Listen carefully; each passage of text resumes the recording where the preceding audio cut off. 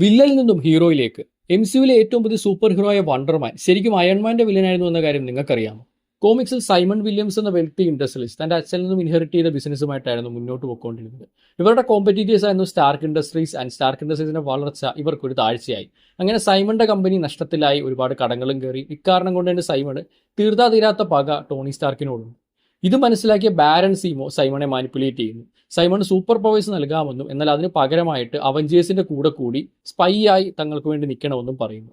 അയൺമാനോടുള്ള പക കാരണം സൈമൺ ഇത് സമ്മതിക്കുന്നു. അങ്ങനെ സൈമണിന്റെ ദേഹത്ത് ഒരുപാട് എക്സ്പീരിയൻസ് ബാരൻ സീമോ നടത്തി ഒരുപാട് സൂപ്പർ പവേഴ്സ് സൈമണ് കിട്ടുന്നു. അങ്ങനെയാണ് സൈമൺ വണ്ടർമാനായിട്ട് മാറുന്നത്. അയോണിക് എനർജി ആയിട്ടുള്ള ഫിസിയോളജിയാണ് വണ്ടർമാൻ ഉള്ളത്. Super human strength, durability, stamina, reflexes ഇതെല്ലാം തന്നെ ഒരു ഫിസിയോളജി കാരണം വണ്ടർമാനുണ്ട്. നിയർ ഇൻവൾണറബിലിറ്റിയും അതേപോലെ പറക്കാനും എനർജി മാനിപ്പുലേഷനും ഒക്കെ വണ്ടർമാന് സാധിക്കും. ഓൾസോ ഫുഡ്, എയർ, സ്ലീപ്പ് ഇതൊന്നും തന്നെ വണ്ടർമാൻ ആവശ്യമേ ഇല്ല. ഇതൊന്നും ഇല്ലാതെ വണ്ടർമാൻ സർവൈവ് ചെയ്യും. അങ്ങനെ സീമോയുടെ നിർദ്ദേശപ്രകാരം വണ്ടർമാൻ അവഞ്ചേഴ്സിന്റെ കൂടെ കൂടി ഒരു സ്പൈ ആയി നിൽക്കുന്നു. പക്ഷെ ഒരുപാട് സമയം അവഞ്ചേഴ്സുമായി സ്പെൻഡ് ചെയ്തതോടെ എത്രമാത്രം നല്ല ആൾക്കാരാണെന്ന് ഇവരെന്ന് സൈമൺ മനസ്സിലാക്കുന്നു. അങ്ങനെ വണ്ടർമാൻ സീമോയ്ക്കെതിരെ തിരിയുന്നു. സൂപ്പർ വില്ലനിൽ നിന്നും സൂപ്പർ ഹീറോ ആയിട്ട് വണ്ടർമാൻ മാറുന്നു. പിന്നീട് അവഞ്ചേഴ്സിന്റെ ഒരു മെയിൻ മെമ്പറായിട്ട് കോമിക്സിൽ വണ്ടർമാൻ മുന്നോട്ട് പോകുന്നുണ്ട്. MCU ലൈവ് ആക്ഷൻ സീരീസിലേക്ക് വരികയാണെങ്കിൽ വണ്ടർമാന്റെ സോളോ സീരീസിലൂടെയാണ് ക്യാരക്ടർ ഇൻട്രൊഡ്യൂസ് ചെയ്യുന്നത്.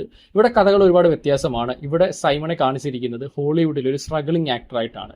അങ്ങനെ ഒരു പുതിയ സൂപ്പർ ഹീറോ ആയിട്ട് അഭിനയിക്കാൻ വേണ്ടി സൈമൺ പൊക്കോണ്ടിരിക്കുന്ന സമയത്താണ് ശരിക്കും സൂപ്പർ പവേഴ്സ് തനിക്കുണ്ടെന്ന് മനസ്സിലാക്കുന്നത്. അങ്ങനെ ഒരു കോമഡിയൊക്കെ നിറഞ്ഞൊരു സീരീസ് ആയിട്ടാണ് ഇപ്പോൾ വണ്ടർമാൻ റിലീസ് ആയിരിക്കുന്നത്. നിങ്ങൾ എത്ര പേര് ഇത് കണ്ടു എന്നറിയില്ല. ഷാങ്ജി ഡയറക്ട് ചെയ്ത ഡെസ്റ്റിൻ ഡാനിയൽ ക്രട്ടനാണ് വണ്ടർമാന് പിന്നിലും. അപ്പോൾ ഈ ഒരു സെയിം ഡയറക്ടറാണ് വരാനിരിക്കുന്ന സ്പൈഡർമാൻ ബ്രാൻഡ് ന്യൂ ഡേയും സംവിധാനം ചെയ്തിരിക്കുന്നത്. ബ്രാൻഡ് ന്യൂ ഡേയിലേക്ക് കണക്ട് ചെയ്യുന്ന ഒരു വലിയ എലമെന്റ് വണ്ടർമാൻ അകത്തുണ്ട്.